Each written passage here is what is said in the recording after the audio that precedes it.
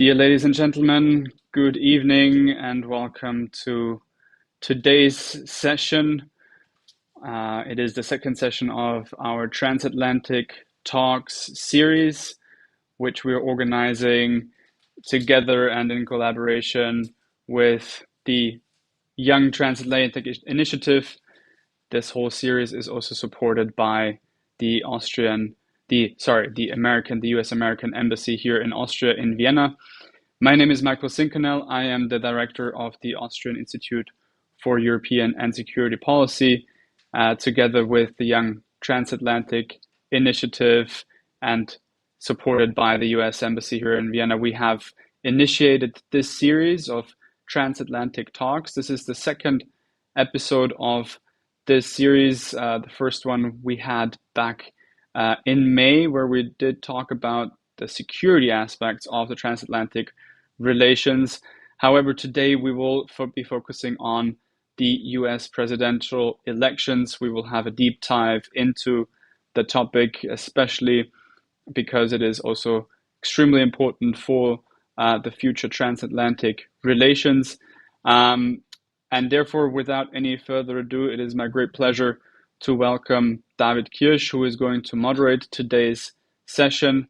David, you also will introduce our excellent speakers for tonight. I'm looking forward to this very interesting and engaging debate. And therefore, David, I'd like to hand over to you. Thank you very much for co-hosting and co-organizing this event. Thank you very much, Michael. Dear audience, dear speakers, good evening to you. My name is David Kirsch, and it's my pleasure to welcome you to the second episode of the Transatlantic Talks. I also want to extend a heartfelt thank you to all our cooperation partners, including the Austrian Institute for European Security Policy, the Youth Atlantic Treaty Association, and the US Embassy in Vienna, whose support makes this series possible. Together with my co-head, Yannick Heimeder, we serve as the lead of the City Hub in Vienna for the Young Transatlantic Initiative. And it's my pleasure to welcome you to the second episode of the Transatlantic Talks, and I'm honored to be your moderator for tonight. Tonight, as we gather online, we delve into a topic of immense significance, and it's the upcoming US elections. The impact of the US elections on Austria, and indeed on Europe, cannot be overstated. Whether the outcome favors the Republican nominee Donald Trump or the Democratic nominee Kamala Harris. Yeah, the consequences will be profound. The outcomes of the US elections will shape policies that affect not only global security and economic ties, but also environmental standards that impact our lives directly. This evening, we are set to take a deep dive into the current state of this election and its potential ramifications for transatlantic relations. Just a few words on the format for tonight's discussion. We will conduct 2 rounds of questions where each speaker will respond to 1 question per round. After these 2 rounds, we'll open the floor to questions from the audience, and you are welcome to submit your questions to the live stream. Now it's a great pleasure for me to present our esteemed speakers for tonight. And I welcome tonight Elmar Theveßen, live from Washington, D.C. He is the Washington Bureau Chief for ZDF German Television and a seasoned journalist who provides deep insights into American politics, especially in this critical election season. Thank you very much for coming. Thank you. Good evening. Joining us from Berlin is Julius van der Laar. He is a political consultant and campaign strategist who has been involved in numerous high-profile campaigns, and he will share his unique perspectives on the strategies that shape presidential races. Thank you very much for coming. Knut Dethlefsen is with us live from Brussels. He recently transitioned to lead the Future of Work project at the Friedrich Ebert Stiftung after serving for 6 years at the Friedrich Ebert Stiftung representative in North America. Knut offers valuable views on the international implications of US policies and their effects on transatlantic relations. Thank you very much for joining us tonight. Well, thank you for having me. Sergey Lagodinsky, also joining us live from Brussels, is a member of the European Parliament representing the Greens. As the spokesperson on Russia for the Greens group, Sergey has been deeply involved in negotiating all European Parliament resolutions on Russia. His expertise is especially pertinent in the discussions of democracy, digital rights, and Europe's strategic positions on global issues. Thank you very much for coming tonight. And finally, we have Paul Aigner, live from Austria, I think Innsbruck. Paul is a renowned US election analyst who brings a critical, data-driven perspective to our understanding of electoral trends and voter behavior. His insights are invaluable, particularly in analyzing swing state dynamics and the broader electoral strategies at play. Thank you very much for coming tonight. Thanks for having me. So together, our distinguished panel will provide a comprehensive overview and deep dive into the implications of the upcoming US elections on transatlantic relations. We are set for a night of enriching discussion, and we are grateful you could join us to gain deeper insights into these critical issues. So I'd like to kick off this round with our first question directed to Washington for Elmar Theveßen. So Elmar, please tell us, what is the atmosphere like in Washington, D.C. right now? How does this momentum for Kamala Harris feel? And is it a genuine momentum? Or is it just the same case that we witnessed in 2016? Well, thank you very much and good evening to everyone. I really am happy that I can be part of that. Thank you for the invitation. Actually, the mood is very, very suspenseful because what people thought maybe 6 weeks ago, 8 weeks ago was that this race was all but over, that actually the polls, the opinion polls, but also the feeling in the country was that in this election we have a choice between two old white men, and nobody really liked the choices. As a matter of fact, more than 70% of Americans thought that they are not satisfied with the choices they have, and now everything seems to have changed, which doesn't mean that the outcome of the election is already set, but it means that it is suspenseful again. So I was at the RNC in Wisconsin, I was at the DNC in Chicago a short while ago, and the amazing thing was right after the RNC, we all had the feeling that this is done. I mean, Donald Trump will win this election, no question about it. And then only a few weeks later, the mood has changed entirely because all of a sudden it seems possible that Kamala Harris can win the election. Most of what we see right now in the mood, which is on the Democratic side, a joyful mood, a mood that it is not really a dark thing that is lying in front of us. It is an election where we can make choices in a positive way, and the Democrats are trying to frame it in the way of future, freedom, and joy. Those are the three buzzwords or keywords on the Democratic side. And nobody would have thought that things could change so quickly for the Republican side after the RNC. But now it's interesting, of course, to keep in mind things can change as quickly again in the next couple of weeks, because the reason Kamala Harris is riding this wave right now is that people really came out of this big, deep hole of desperation, I would call it. And everybody was happy that they have a more brighter, joyful choice now. And that was reinforced by Kamala Harris and Tim Walz when they are out on the campaign trail. But the big question is whether they can sustain this kind of mood and wave that is carrying them right now until November 5th and maybe even beyond, depending on what happens on November 5th. Which means that right now they seem to have the momentum. The lead is widening in the opinion polls in the country, and I have some doubts about polls anyway, and I'd be happy to dig into that deeper later on, because most of the polls are based on a very low number of people that are questioned in those polls. But as you can see, the dynamic is on the Democratic side, and I think it depends on how she can, in the country, specifically in the big swing states, the 7 big swing states that will decide this election, if she can reach the audiences that make that difference, which is the young people, the women, the Black vote, and the Latino vote. Right now, she is ahead in all of those, in all polls here in the United States, in the national polls, and also in most of the swing states, not in all of them. But this is something that, as I explained, can change very quickly. So to make a long story short, it is as suspenseful as it hasn't been in a very, very long time. And we might see a very, very close election, therefore, on November 5th. Thank you very much for this already very interesting talk. I'd like to wrap up one point you mentioned and move forward with a question for Julius van der Laar. From a campaigning standpoint, after the sudden announcement of Joe Biden's resignation, a completely new campaign seems to have sprung up overnight. How do you assess this rapid transformation for the Democrats? Has Kamala Harris definitely turned the campaign around, securing full support from her party? Well, let me just say, thanks for having me.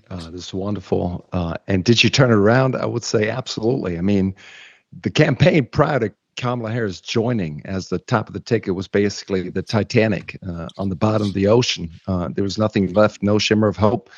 And I think she came in, obviously, and the campaign took off. What Elmar just described is the same thing that I witnessed. Campaign takes off, and I would imagine that, in the first couple of days, Kamala Harris swoops in, she talks to the team, but it wasn't really the campaign that got it turned around. It was mostly volunteers, people who were excited, the Brad Summer that took off, until the campaign actually swooped in. I think they've done a pretty good job making sure that they don't damp the momentum. I think there's always a big risk if there's such excitement out in the country. Obviously, people, just as Elmar mentioned, being happy that there's a different choice than the one they had before. There's always the danger that a campaign tries to sort of overtake it and almost throws a wet blanket on top of it and puts out the fire. And I think they've been pretty successful in not making sure that is happening. So I would say that the campaign has basically done everything right up to this point. I was in Chicago. The convention was tremendous. I think there was one piece that was misled when they didn't completely kill the Beyonce story. I think that was a big mistake. If I had been the campaign, I would probably have been out there in that morning and saying, she's absolutely not coming. Let's stop talking about Beyonce. But again, overall, I think they've done a lot of things right. But I will also say, and I think we've all heard that, that there was a general narrative that Kamala Harris is still sort of the witness protection or the candidate protection program candidate, where she's not out there. She's not giving interviews. That was sort of the talking point on Fox News, on many other channels. Donald Trump kept repeating it. And now, of course, she did the big interview last week. I think it was 16 minutes, so it wasn't quite that big. And she had Tim Walz sitting next to her. I think there's one danger, and as Emma mentioned, she's ahead in a lot of polls. Obviously, momentum is changing. Big difficulty that most campaigns run into when you're ahead. You sort of slam on the brakes and you say, well, let's not go into any risk. And I would say, keep that momentum going. Be offensive, be aggressive, continue to be that way, especially since the first debate is coming up in just a few days. So I would say to Kamala Harris and her campaign, that momentum is out there. Make sure you continue to stoke that fire. Don't be irresponsible or reckless, but don't just sort of play it safe or try to play it safe. That's usually a disaster. Let me just say, last thing. Campaigns, every campaign is different, but when we talk about momentum, let's break it down what momentum actually means. I think it's always a question of message, money, and mobilization. And, the mobilization clearly is out there. People are turning out to the rallies, something completely that Joe Biden hasn't had before. The money is pouring in. Remember those first 24 hours, and now a month later, she's raised close to $500 million. So obviously, money's pouring in too. And for the first time in a very long time, Democrats have a message again. Again, future versus the past, joy and energy versus darkness, right? So there's a lot there, and I think that's a wave that Kamala Harris, if she doesn't screw it up and continues to push forward, I think she can very well ride into November and then, of course, into a victorious election. But it's not over yet. Thank you very much, Julius van der Laar. I'd like to follow up with Knut Dethlefsen and talk about messaging and content as well. In a previous interview, you mentioned that only Biden can defeat Trump and emphasized the importance of Biden, highlighting his accomplishments for the middle class.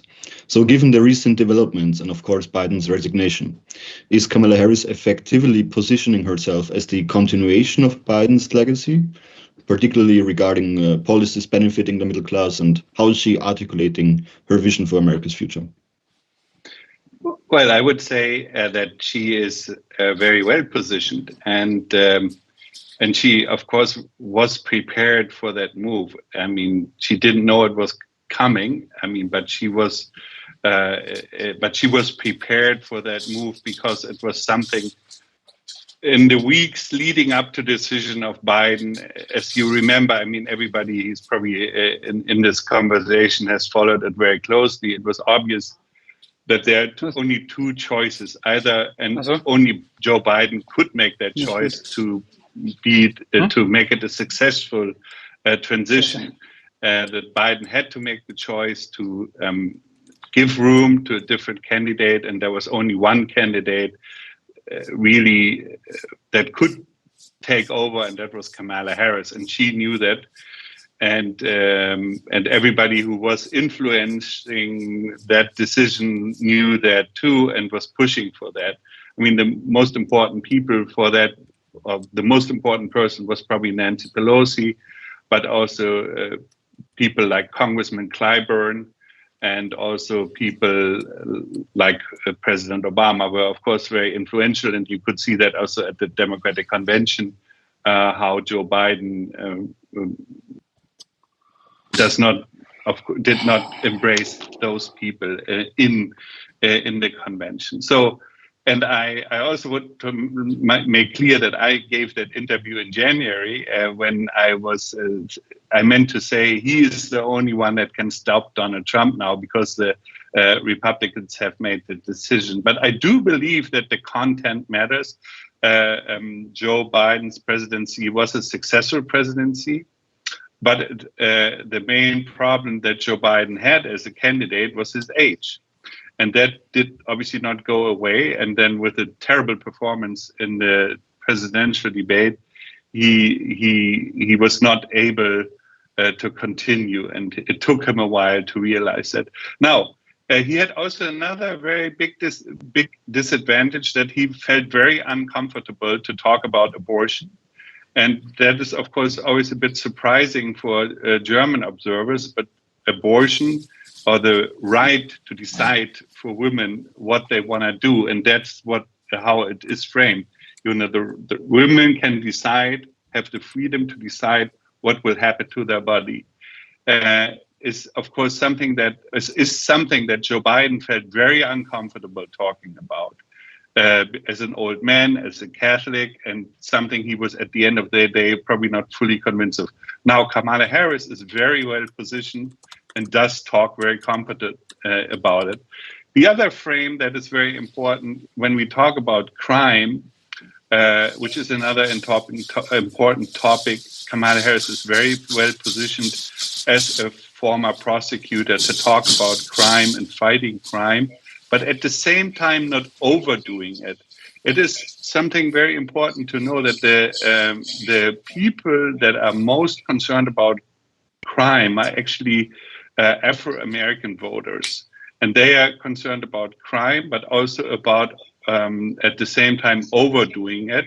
And so that's why at the same time it's important that, you know, Trump would pose a real risk of having a way dealing with crime that would be very negative for many parts of the American population. And then there's one benefit that, I mean, the vice president is not so much associated with the negative aspects that people perceive in the economy. She is not seen as being responsible for inflation.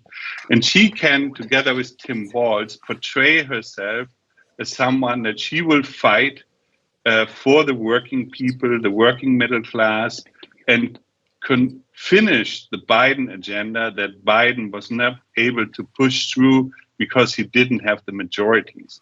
And that's why Tim Walz, I think, is very important as a candidate. Not that he will probably bring many percentage points. A vice presidential candidate does not really influence in a big way the decision of voters, but he sets the stage for a presidential agenda of Joe Biden, of Kamala Harris, taking over from Joe Biden in that direction where Joe Biden wanted to go but couldn't go. And I think she will be able in the remaining time not to lay this out in great detail, but make clear that she is the presidential candidate that will fight for the middle class and will make change in a way that will make a difference. For instance, I want to give like a few examples, because what she's not an ideal someone that she will focus on real political measures that will make a difference. Like, for instance, tax breaks for children that will be for many people very important. And that was something of the Biden agenda, but which had to they couldn't keep because they couldn't get it through Congress, and things like that. And Tim Walz is someone. As a governor, he did make real change in his state and for instance, through school meals and other things that made a difference in people's daily lives. And I think Tim Walz is an indicator that she wants to go in this direction and that she will also make this agenda. And this focusing on the middle class is, of course, very important. Would just like say one more thing and then I will stop, because it is what she manages right now to do, and that's why I feel actually very positive about the outcome of the election. She's rebuilding the Biden coalition that won the election in 2020. She's close to having it again. And I think she's very well positioned to to have a big victory, while Donald Trump and particularly also his vice presidential candidate are really a little bit falling behind, because they really seem to be out of touch with their goals. You know, if they want to convince black men to vote for Donald Trump, it's not a very good idea to question if Kamala Harris is black, and that's not a winning strategy. And the other team just makes so many mistakes that is in a way an advantage. And if you listen to Democrats these days, and I mean, I left the US 2 weeks ago, and I still talk to my Democratic friends. I think everybody is aware that the election is not over. They need to fight until the end. Everybody is stressing on that. So that's why I feel actually very optimistic about that election. Thank you so much. It's very interesting. And now let's dig even deeper into policies and bring in Mr. Sergey Lagodinsky to talk about foreign policy.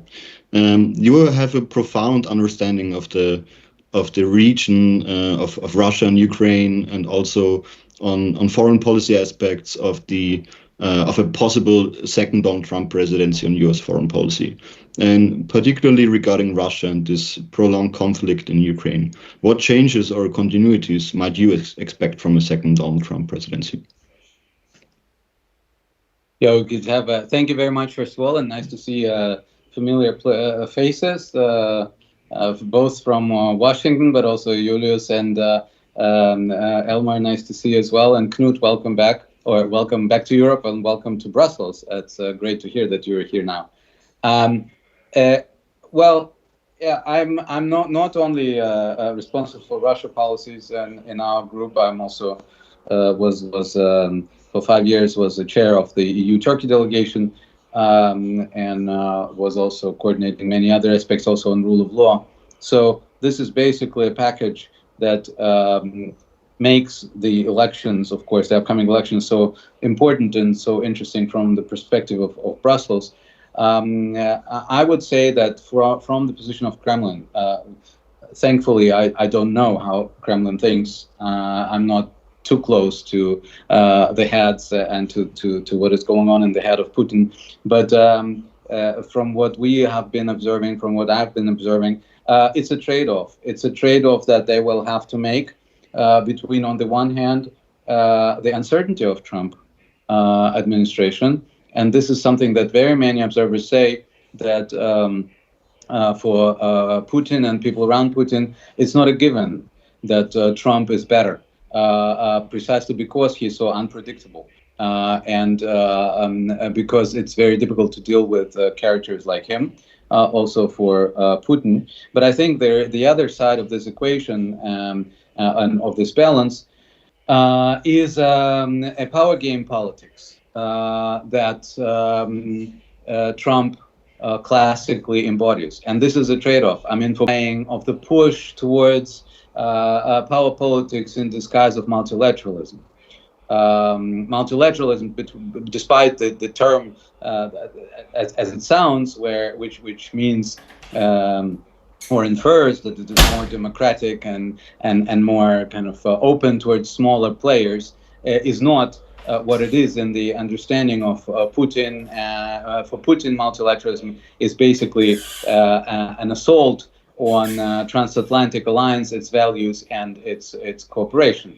Not because of the United States end of this alliance, but because of the other end of this alliance. And this is the third point that I think would be beneficial for Kremlin, is not so much Trump's attitude towards the world or towards Ukraine, because even there, if you see how the advisors of Trump are talking about the Ukrainian situation, they are not positioning themselves just on one side. They are saying they would also put Russia under pressure. But the position and the relationship of Trump and his team vis-a-vis Europe, the view, how they see Europe, including European values and European reliability or unreliability from their perspective, this is something that resonates with Kremlin. This is something that makes Trump into an asset in many meanings of this term for Kremlin. And I think from that perspective, of course, it's very difficult to read Kamala Harris. I think, I mean, it's not very difficult, but it's not quite easy to read Kamala Harris from the foreign policy perspective, because many details are not clear yet, at least for me. Of course, we have Phil Gordon and many others whom we know, who are known faces. But we don't know on which junctures where the shadings of this foreign policy will be made. But I think it is very clear that the transatlantic alliance, the tradition of transatlantic alliance, will probably be continued. And from that perspective alone, for people like Putin, this is an option which is less attractive and less interesting in the midterm and long term. Thank you very much, Mr. Lagodinsky. It's very interesting to talk with you about Russia, and I want to shift our focus for the next question about data. And so we come to Paul Aigner. Paul Aigner, I'm a huge fan of your data analytics of the US elections. And with great depth, you analyze on a daily basis the unfolding trends. So please, could you provide an update on the ongoing polling situation? Who's currently leading? How do you assess the status quo of both candidates' campaigns? Well, I'd like to add something to what Mr. Theveßen said in the beginning, because it's important for the European understanding. People in Europe are often surprised when they hear that even white women are voting Republican in the close majority, but still in the majority. So we're talking about a close election for one reason. The reason is that black people and black and Latino women are voting for Democrats and for Democratic candidates in huge portions. If only white men, so like the 7 of us here, would vote, it would not be a close election at all. I think that's important to understand the electoral trends, because the states that came back to Kamala Harris's column now, and that are close other than with the candidate Biden, the so-called Sun Belt, so those 4 states in the South that Biden, some of them won. North Carolina, he lost closely. But those states came back because those demographic groups, young people, black people and women, like Mr. Theveßen said in the beginning, they were not enthusiastic about Biden anymore, but they are pretty enthusiastic about Harris. Even more, since the candidacy shifted from Biden to Harris, men shifted even more towards Trump, plus 8 points in the last Quinnipiac poll. But women shifted 11 points towards the Democrats. So you have a huge gap, not only in the regional perspective, but also in the gender perspective, that is even widening under the new circumstances. So this is why we have 7 swing states at the moment. Funnily, it's the same 7 swing states as in 2020. It's not the same swing states as Biden would have had. Biden had only one path to the majority. That would have been through the three blue wall states, Pennsylvania, Wisconsin, and Michigan. And Harris has multiple paths. In the combination of those of those 7 swing states, although Pennsylvania is the biggest prize. So the likelihood to win the White House without Pennsylvania is under 10% for both candidates at the moment. So you really gotta have to win Pennsylvania. Harris might switch it with Georgia, which is the reason for that is that the black enthusiasm is pretty big there and could make a difference. But you have the Biden 2020 map for Harris in 2024. And the main reason is that it will be up to women, most of all, to save the American democracy once more. Thank you very much. I think that was already a very insightful first round with some fascinating perspectives on the current political dynamics. And I'm looking forward to our next round. And to the audience, feel free to comment in the live stream on YouTube for any questions. We will take them on later. And let's transition to our second round of questions. And let's start with Julius van der Laar, because he has to sadly leave us in a few minutes, I guess. It feels like you're a debate moderator, laying out the terms of the debate. I would like to welcome all the debaters. Right? Here's the first round, the second round of foreign policy. Let's get into it. I've been binge watching U.S. election debates in the last days. You got me. Yeah, that's right. So, Julius, exactly. Yeah. So, Julius, after prolonged speculations, and we already talked about it, we mentioned it, Kamala Harris has chosen Tim Walz as her running mate. And considering the current political climate, do you believe a moderate Republican, maybe to like Marco Rubio or someone like him, would be a more suitable vice presidential candidate for Trump than someone like J.D. Vance? Well, let me go back to Milwaukee. The Republican convention back then, it seemed like it was more like a victory party than a party convention. And I think in that spirit, they selected J.D. Vance because they said, well, we're going to just double down on the white working class male. We're going to try to get J.D. Vance, not because of Ohio. It's not a swing state, of course, anymore. But we're just trying to sort of nail the white working class vote. And obviously, J.D. Vance didn't turn out to be the best campaigner. I think the vetting process, you know, how candidates go through reams and binders of information. I think it's a fair guess to say that Donald Trump didn't read every single page of the briefing and vetting material about J.D. Vance. And it turns out it might quite bite them in the ass at this moment. I don't know if I'm allowed to say that on the embassy live stream, but I just did. So, so I don't think it was the smartest choice, at least from this vantage point right now. Things might change, but if he hadn't called Nikki Haley bird brain, maybe that would have been a better option to have selected Nikki Haley, especially when it comes to women or moderates who are flocking away, obviously, tempted at the choice of having someone else, neither Joe Biden nor Donald Trump. So I don't think they're too happy right now about J.D. Vance and the style of Donald Trump. I could even see him run another episode of The Celebrity Apprentice and maybe just do a rerun of making sure that everyone shows up at Mar-a-Lago again, and he might substitute him. Only difficulty with that is that we're about to start printing ballots, and it would be kind of awkward if J.D. Vance was still on the ballot while actually someone else is Donald Trump's running mate. So having said that, flipping over to the Democratic side, obviously Tim Walz, I was standing just a few feet away from the stage when he took the stage at the Democratic National Convention. Boy, it was crazy. People are excited and fired up about Tim Walz. And he isn't the sleekest communicator, of course. He is no Kennedy or Barack Obama in his appearance, but he's able to connect. And so I think it was a smart choice. And I would imagine that most of us probably didn't have him at the top of the list. Tim Walz, that is. I think most people had to Google who actually Tim Walz is and what exactly he stands for. But I think there's one thing, and love sort of the imagery. And you can see how Tim Walz, when you have a flat tire, David, you know, that he comes out and he actually changes your tire on your F-150 pickup truck. And I think every other candidate at the Democratic National Convention was not able to do that. And there's also another part, right? The Democratic Party is positioning itself as the party of the working class.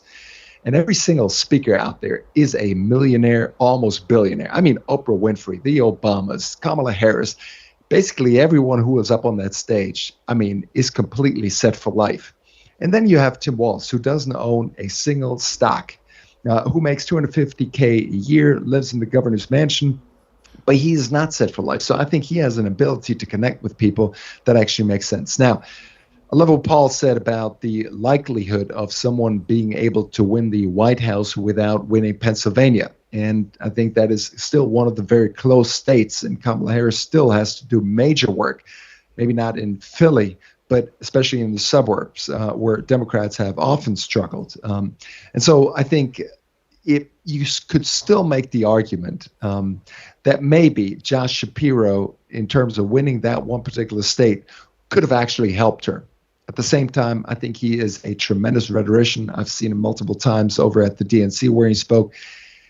And I think the one question that the Kamala Harris campaign may have had is, does he actually outshine the top of the ticket? And I don't think that is rhetorically the danger of having nominated Tim Walz. Hope that answers your question, David. Answered perfectly. Thank you very much. Let me talk about, and you mentioned it, like uniting the U.S. Americans. And let me turn now to... Let me just chime in. Wallace, thank you so much for having me. Good to see you all. And again, thanks for having me. So have a wonderful pre-election night tonight. Take care. Thank you very much for having us. So my next question, Mr. Theveßen, talking about unity and your book, The Destruction of America, released in 2022, highlighting the deep divisions within the US. And in your view, has Joe Biden been able to address these divisions effectively? And is Kamala Harris capable of uniting the American people again? I think what Joe Biden was trying to do to come up with programs and actions in order to change the paradigm in the US, because the polarization has been so deep for quite some time that it's hardly possible to convince people by just talking to them. You need to do something for them, and mostly for the people across the country who got the feeling that they got the worst end of globalization, that they lost their jobs, that they are desperate about their futures, that the politicians were not paying attention to what they really needed and wanted, and so on. And I think without telling them that neoliberalism has brought us into a big mess over the past decades, without talking about those abstract things, what kind of economic policies do we need for the future, he tried to start doing things, which is what he did with the three big packages that Congress passed, sometimes with the decisive vote of Kamala Harris. She cast the vote as the president of the Senate, of course, as vice president of the US. And those programs are starting to unfold effectiveness. Not enough before the election, but if you drive through the country, and we have done that, and we will do that starting this week again or over the next couple of weeks, you see areas that were basically run down entirely, where big factories had closed, where people lost jobs, where there was desperation everywhere, where now big factories are being built for semiconductors, for batteries, for electric vehicles, for windmills, for ships that actually are maintaining the windmills, the offshore wind parks, and so on. So America, manufacturing, America is coming back, and that is something that has an impact on people's lives immediately, without the theoretical theories coming along with that. So I think he started something that Kamala Harris could build on if she is elected. And the funniest part, or the strangest part for me, is that Donald Trump has used this feeling of, being called the deplorables by Hillary Clinton to attract so many voters that used to be Democratic voters, the so-called blue wall. And he has succeeded in doing so, getting them behind him. And they made up the bigger part of the 74 million that voted for Donald Trump in 2020. The strange thing in that is that his policies, as he has displayed from 2016 to 2020, were not really in favor of exactly those people who voted him into office. And still, he has a huge number of followers among those people, even though he hasn't delivered, and even though he is promising the same things again, but has a bad record in fulfilling those promises. So the interesting thing for me will be if Kamala Harris is able to not only continue to deliver if she is elected, but also if she can consolidate that in the long run to convince people that this is a goodbye to the neoliberalism that we have seen over the past decades. And the funny thing is that J.D. Vance is running on being the candidate for the people, being the candidate as vice presidential candidate for the blue-collar workers in the US. But what J.D. Vance is standing for, what he's voting for, what he wants to do is to free the economy and the big business people from government interference. That's the reason why Peter Thiel is supporting him in a big way. Elon Musk is supporting him in a big way. And if you read the fine print of what J.D. Vance has said over the past 10 years, or just look at the last 5 years, in 21, he called for the destruction of government as we know it, getting rid of all those bureaucrats in the government that seems to put the brakes on economic development and so on. So he is the free market pope and not the blue-collar advocate that he portrays himself to be. And it will be very interesting to see whether Kamala Harris and Tim Walz are able to reveal that during the election campaign in the way that people really find her and Walz more credible than Donald Trump and J.D. Vance. Thank you very much. Let's just continue assuming Kamala Harris wins the election. And the next question goes to Knut Dethlefsen. What implications might her presidency have for German-American relations, especially in contrast to those under Donald Trump?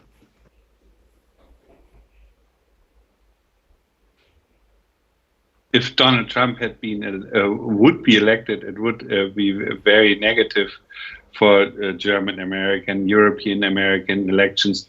I think it would also be the main thing is it would be very negative for the development of the United States of America.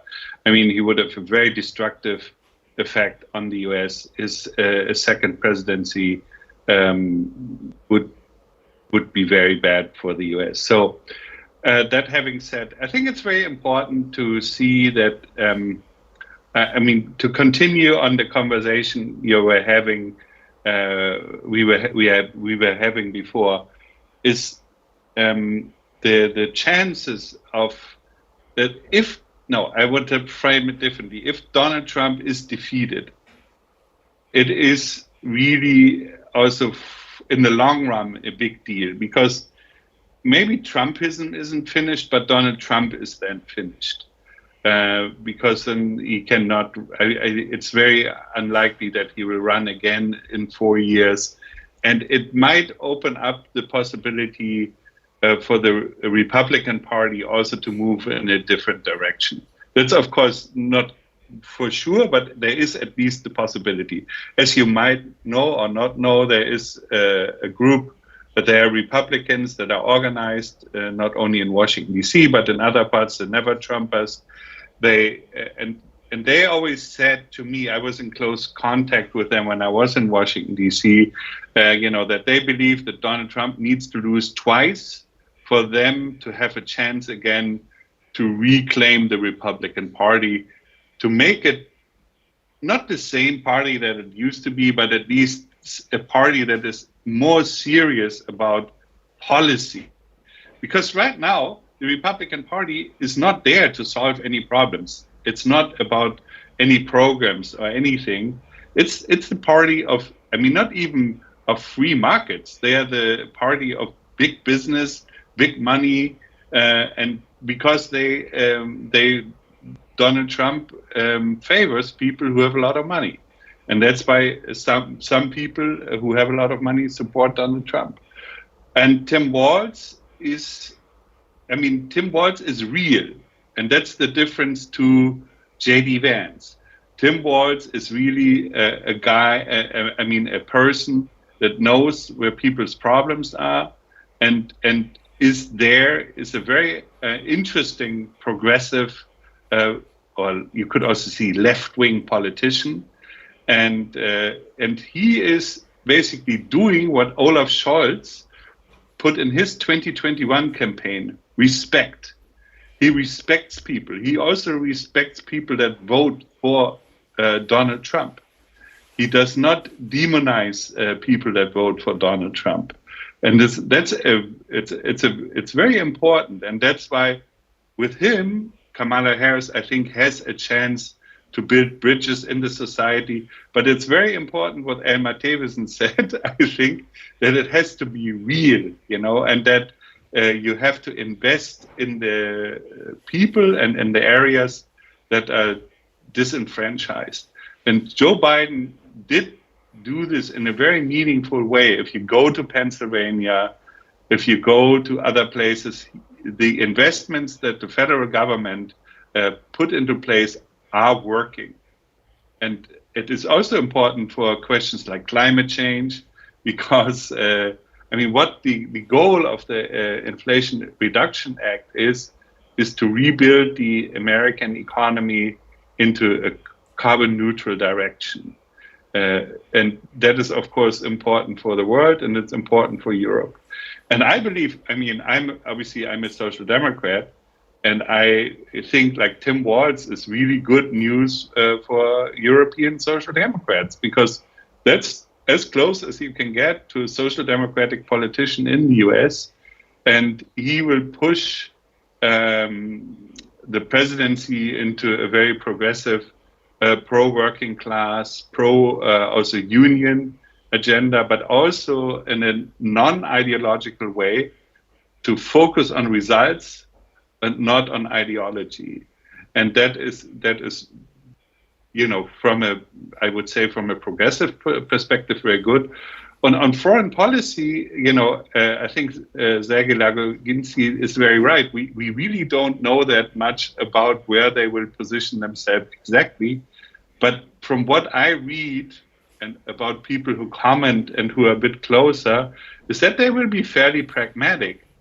But they will probably expect more from Germany and more from Europe. And that doesn't mean only, I think they will be a little bit less focused on defense, but more also on other things, but on leadership, on real leadership, on political leadership.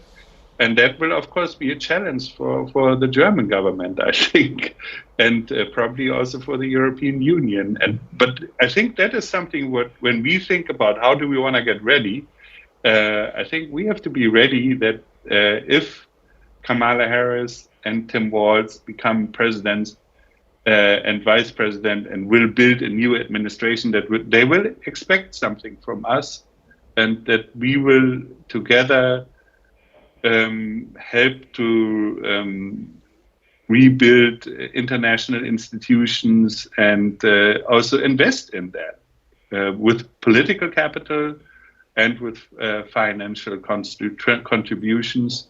And obviously, the world will be as complicated as it's now with all its conflict, and there is no magic solution to it. But Germany and the European Union are needed for that, and that's the positive thing. We have a possibility to continue to work together with the Americans on a positive agenda, and that's why I feel excited about the prospect of them being elected, and hope that will materialize on the 5th of November.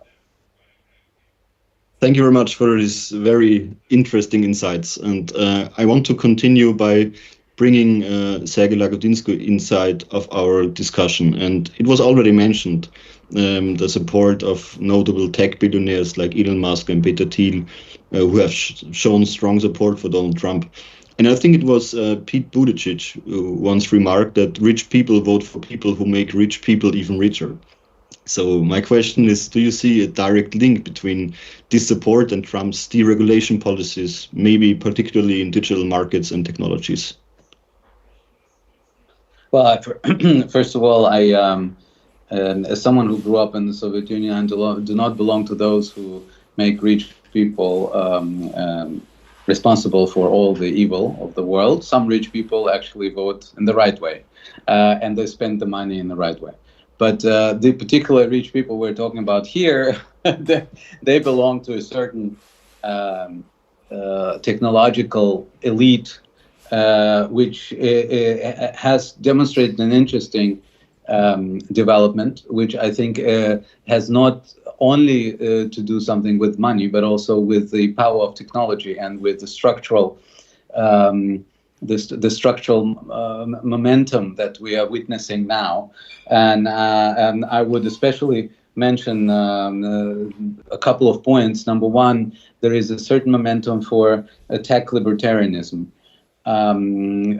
which positions itself, interestingly, in opposition to liberalism, in both in American and in European sense of liberalism, which sees liberalism as something which is weak, which restrains the anything goes developments, and with minority protections, with all the cultural war terms that they see fit. Number two is the I do think it is important that the tech oligopolism, because for those people, and this is interestingly, I was thinking now, and a kind of a parallel mindset to kind of the Putin multilateralism. It is okay to have others as long as the others are strong figures with whom you can divide the cake, and anything that endangers a certain amount of concentration of power to a sufficient degree. It doesn't have to be monopoly, but it should be oligopoly. And this is something that where regulations, from their perspective, play a negative role, because regulation is about restriction. Regulation is about certain investments and also spending money, and this is something that restrains them. And this is something where they, of course, think the way Trump thinks. He plays the same tune. And connected to that, there is a certain tech anti-Europeanism for both of the aforementioned reasons, because Europe is connected to certain values that are not that are liberal but not libertarians, and Europe is connected to the issues of regulation. And this is what we are identified with as someone who negotiated the AI Act and Data Governance Act, etc. I see this, I sense this. This is something that is not limited just to our American partners. It's also a sense that is widespread now, increasingly widespread also in Europe. We know this from the German debates. In the sense of over-regulating. Yes, I think there is a danger of over-regulation, but some regulation is okay. For many of those people, any regulation is bad. And this is where they come together and get together with at least kind of the populist Trumpist version of Trump, because I don't think that Trump is against regulation, but he, of course, sells it in a way of a culture war against anyone who wants regulation, anyone who wants liberalism, and anyone who wants transatlanticism. And this is where they come together, where they get together, and polarize the debate. And quite frankly, and I will end with, on that point, even polarization is something that they need. They need polarization of this debate in order to be successful platforms. They need polarization of this debate in order to satisfy their algorithms. And this is also an additional point, even for Elon Musk. You know, we know that he was not always like this. He did not frame issues always like this.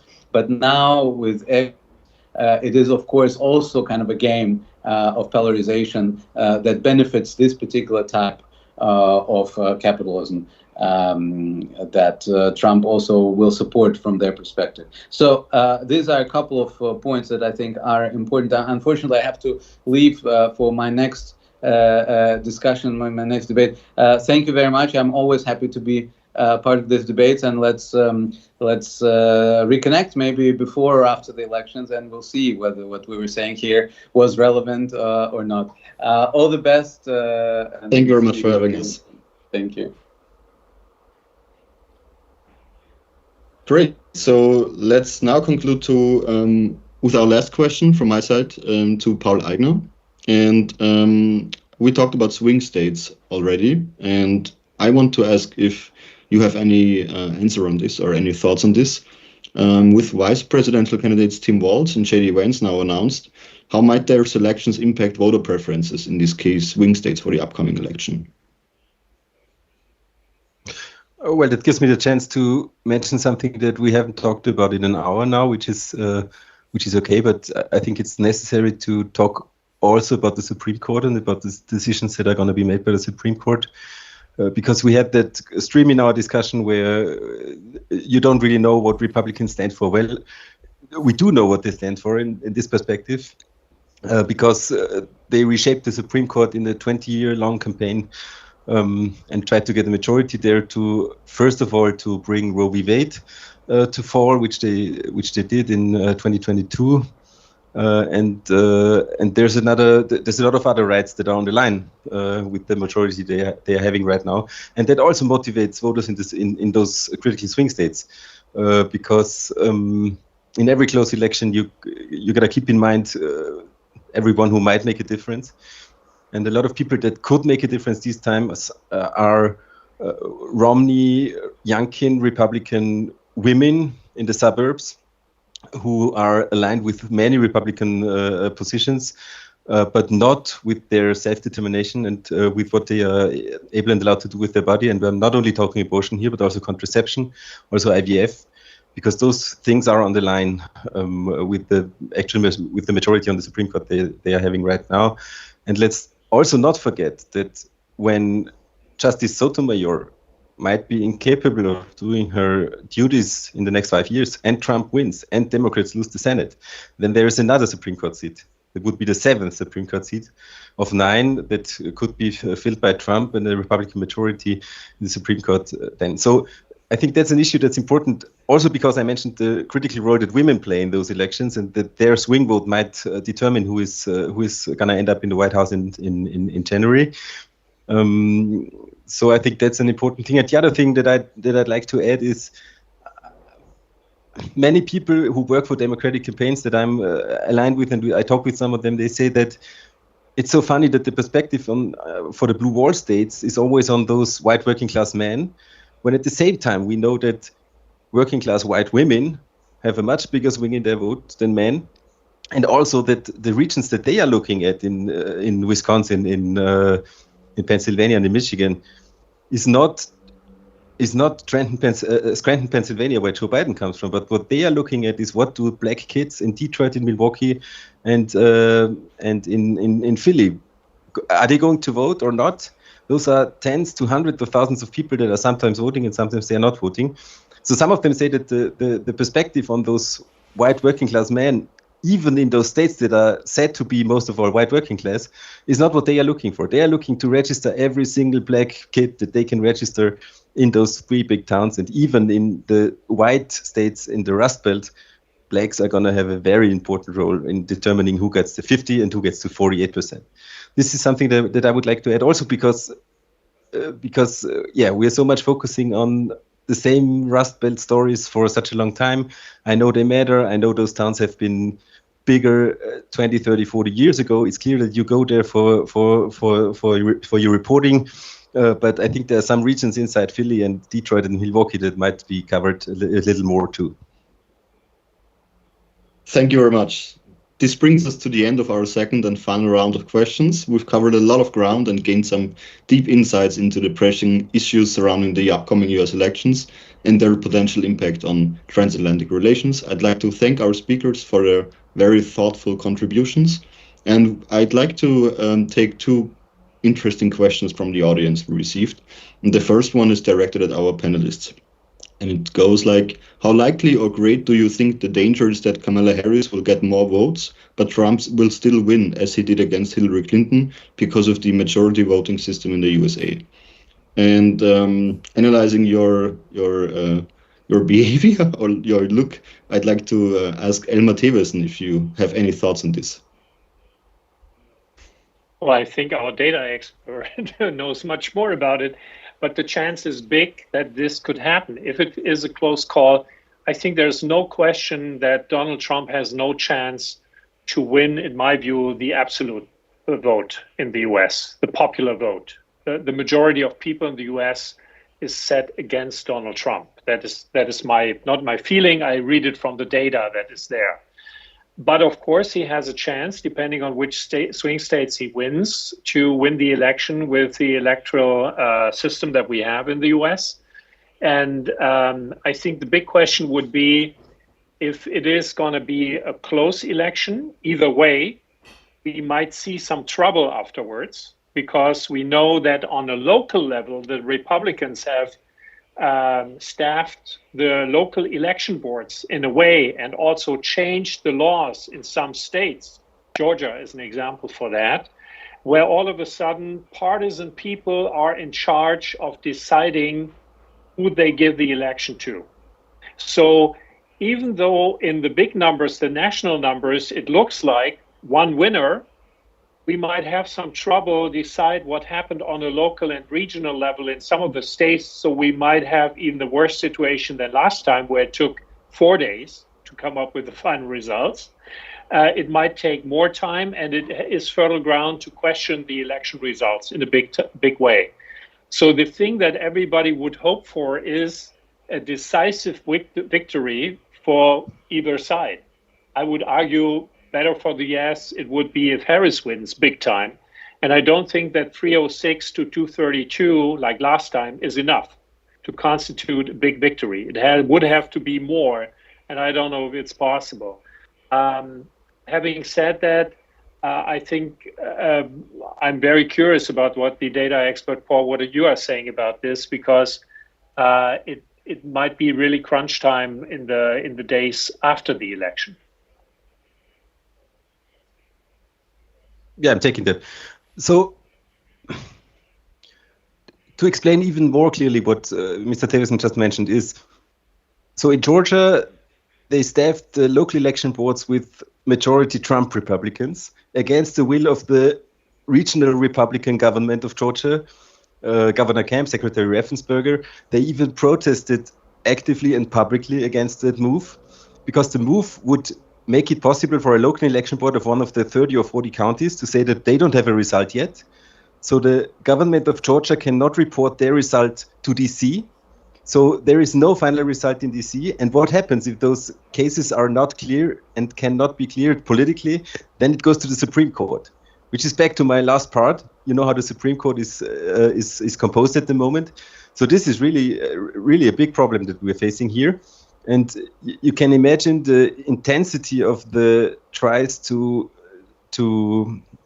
fake the elections in Georgia from the Trump Republican side, when you see how intensely those protests by the governor and by the Secretary of State of Georgia are protesting against their own presidential candidate. So that's for one. The other thing is the statistical likelihood of a Trump White House without winning the popular vote is pretty big at 1 to 2%, and so like Nate Silver, who I wouldn't trust on most of the things, but here it's pretty clear because he has a long record. He says that 2.5% is the 50-50 mark. So if Harris wins by 3, she's pretty likely the next president. If she wins only by 2, the likelihood that Trump is winning the White House is more likely than that Harris is going to win it. So for a clear Harris win in the Electoral College, you need 3.5, 4 or more percent to have benefit on the national level. Are we going to get those results? First of all, we don't know it, because if you look at the last couple of months, you know that in politics a week is a lifetime. after Trump was shot, everybody said, okay, the election is over. He's going to win anyway.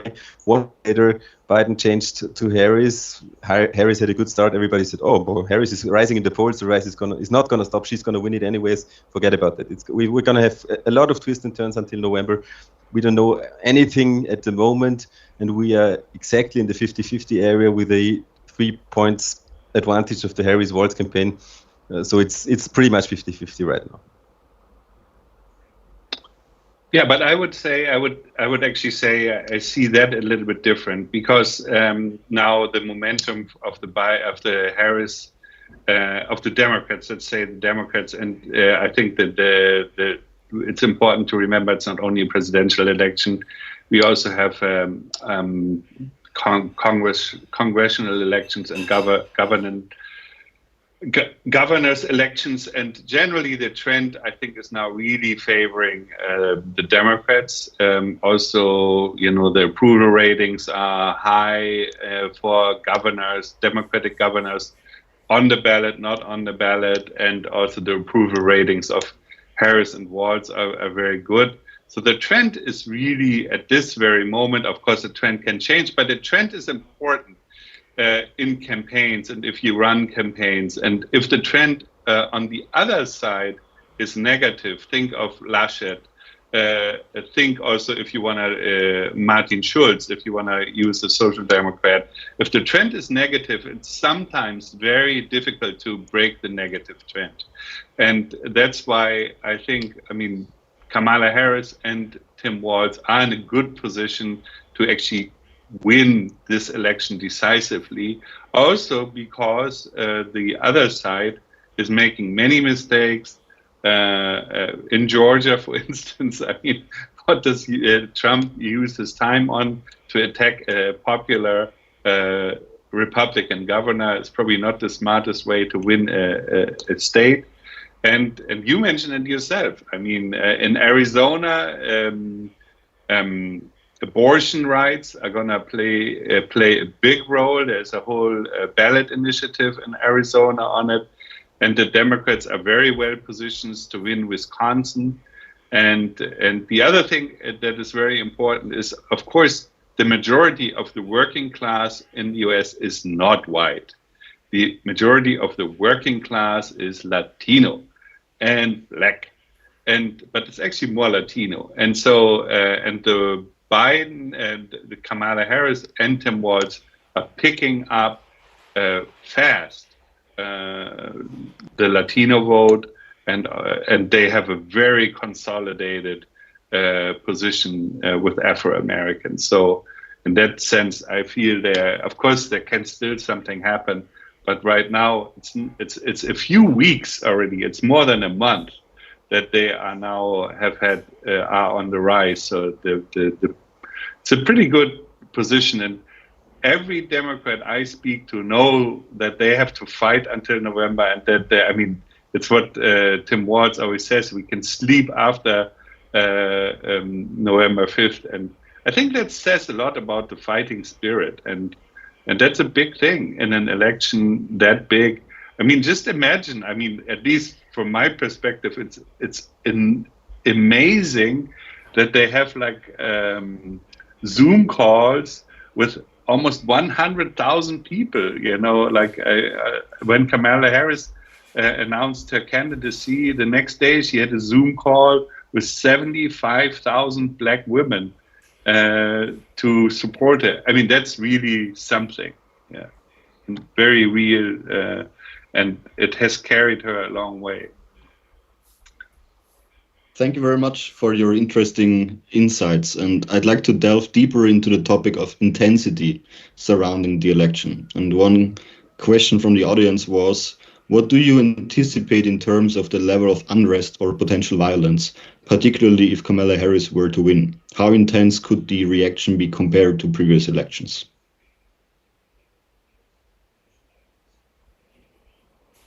I would say more intense, and we have seen our share of violence last time around, specifically then on January 6th, where we actually were standing in the middle of it behind the Capitol when they stormed in and then stormed out afterwards, and we were attacked.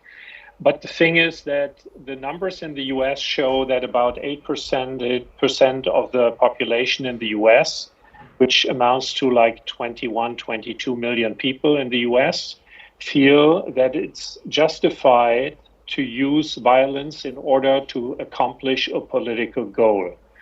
That I think is supplemented by another poll that was conducted or study at the end of last year, which had even higher numbers of people who were saying that.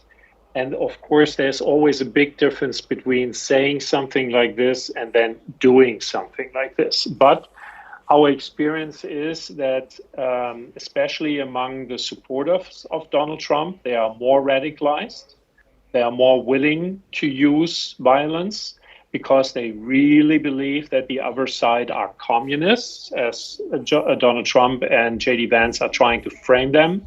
So if there is a win by the Kamala Harris, Tim Ward's team, and if it's not really a big win, then we will, in my opinion, we will see violence in several states in the US. We might see violence in Washington as well.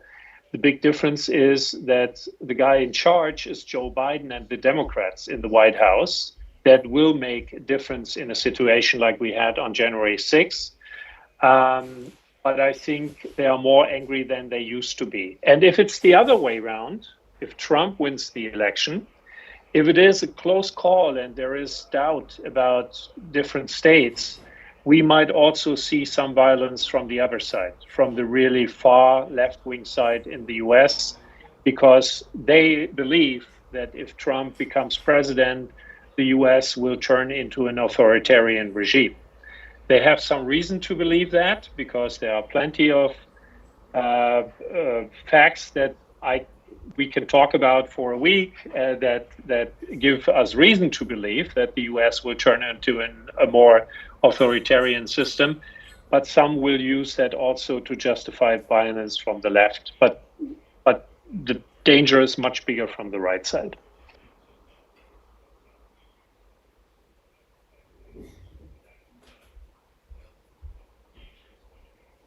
Well, I have an opinion on that, although it's not data-driven in that case. I think what we should not forget is that January 6th was it was a month-long campaign that led to January 6th. That didn't happen from one day to the other. And on the one side, Biden is in the White House and the security system is pretty much aware of the danger, I guess. On the other side, January 6th wouldn't have happened without January 5th.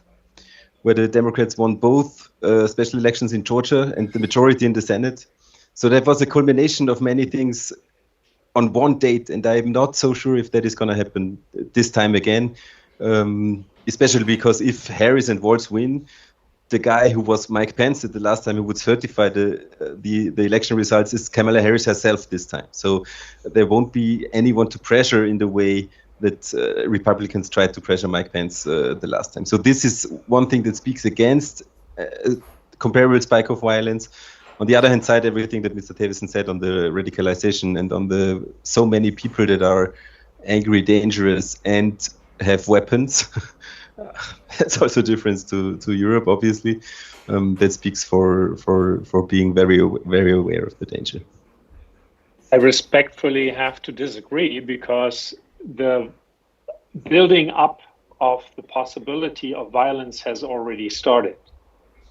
Whatever Trump says during his rallies, whatever J.D. Vance adds to that, is already creating the fertile ground for violence. He's setting up the stage for saying that this election is a big fraud and it was rigged if he loses. He only will accept the election if he wins. So we already have that ramp that has started a little later back then. And believe me, I was there, and I am out in the countryside, and we meet people who, interesting enough, they believe 100% to be on the right side of history and be morally right to use violence if Donald Trump loses the election. And we will set out on an RV tour next Saturday and drive through 17 states, over 7,000 kilometers. And I'm pretty certain that we will we will feel this atmosphere, which will immediately create the possibility of violence in the swing states, in Georgia, in North Carolina, of course, also in Michigan specifically. And Donald Trump will pour oil into the fire. I'm very certain of that.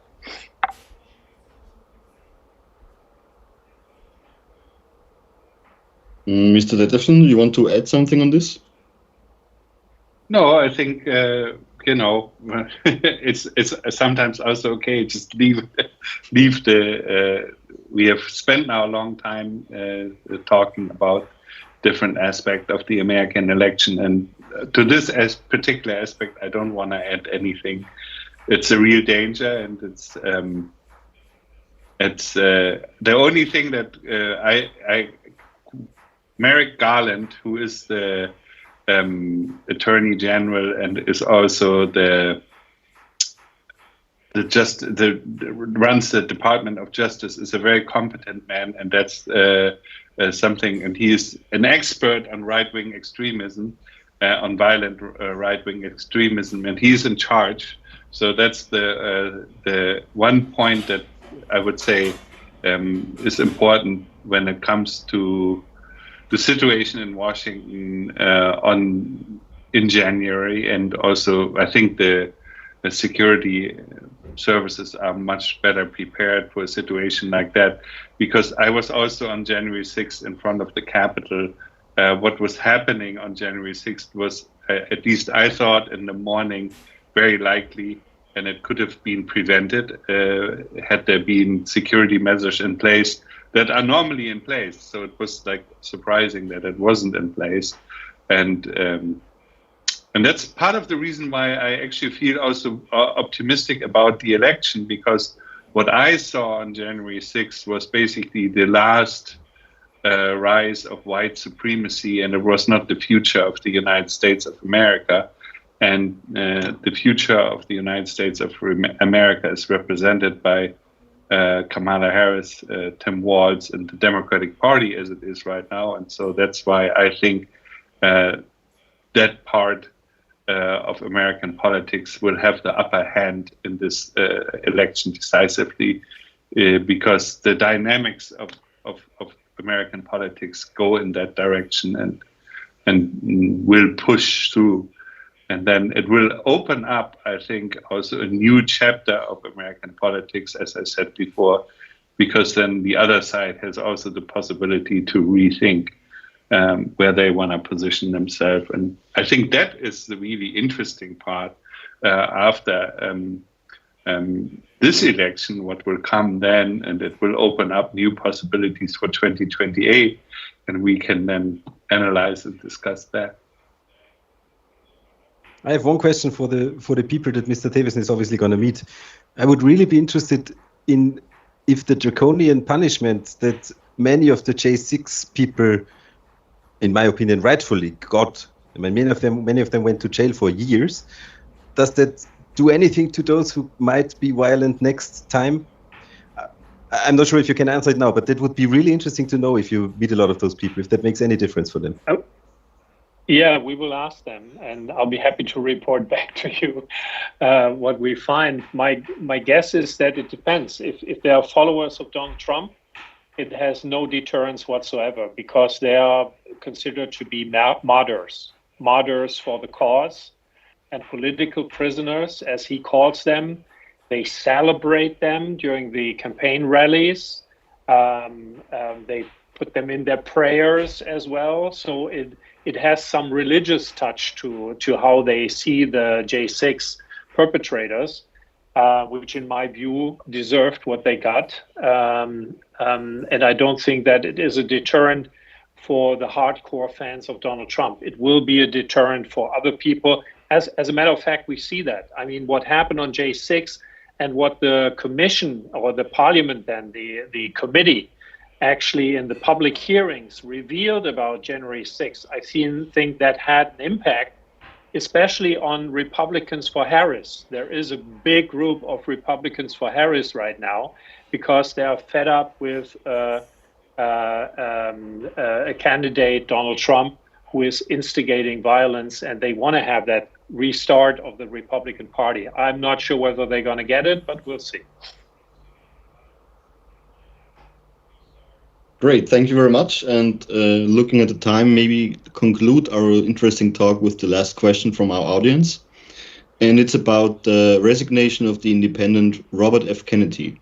And do you think will the resignation of him support Trump now, whom he now also supports? Does it make a big difference, or is it just another brick in the wall? What do you think?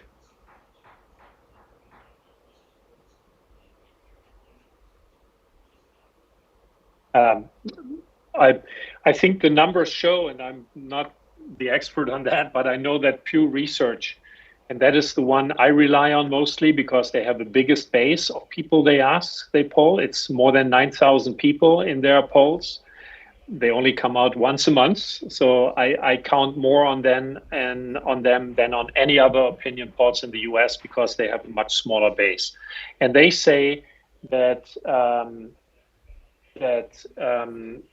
from the 15% that Kennedy had during the last poll in August, when in July, when Biden and Trump were on the ballot with him, he had 15%. When Kamala Harris came into the race, and then in the August poll, it went down from 15 to 7%, which means that most of his followers from those 7% came over to Kamala Harris, and possibly people who didn't want to vote for any of the old white guys. They wanted to vote for somebody different. And so they came over to Kamala Harris.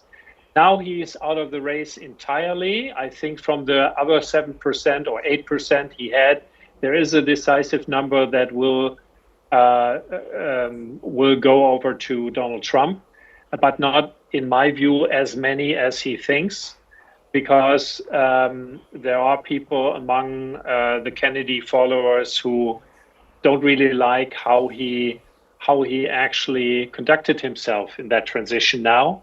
And he has a hard time to get off the ballots. For example, in North Carolina, where he fought to get his name on the ballot, or on the Stimmzettel, he is now trying to fight to get off the ballot, because if his name is still on there, people might make their cross for Kennedy and not for Trump. So it will be a lost vote for Donald Trump. So my feeling is he doesn't have really a huge impact on the outcome of the election. I don't know if you know Celinda Lake, but she's, in my opinion, one of the best pollsters in the US. And I mean, she said in her latest interview that the third party candidates are now completely irrelevant for all the reasons that were just said, and that they had only an impact when Joe Biden was on the ballot and people were not enthusiastic about that choice. And since that is gone. And I think it's also very important because I'm sometimes not clear that everybody knows. I mean, this Kennedy candidate is a crazy guy, you know. It's like, I mean, he's really out there, you know. It's like it was an insane candidacy, an insane campaign, and he wrote on the name of the family and abused it. And at the same time, he wrote on the fact that most Americans were not happy with the choice they had, as we said at the beginning of this discussion. And so now he's irrelevant, and that's politically a positive thing.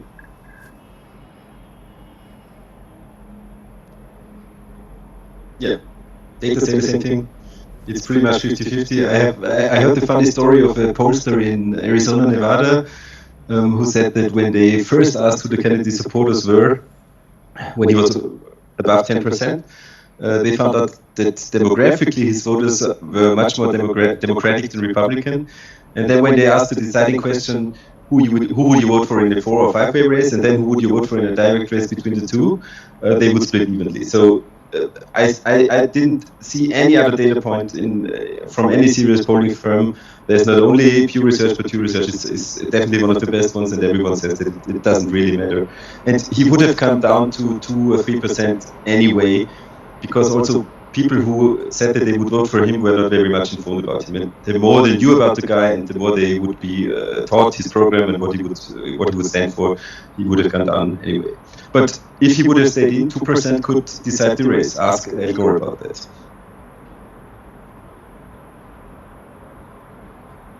So thank you very much. This was really a deep dive on US elections. I really enjoyed it. I hope you as well. Thank you all for joining us tonight and for your insightful contributions to the discussion. It's been a great session. I appreciate everyone's participation. And I'll now hand it back to Michael Zinkanell for the final remarks.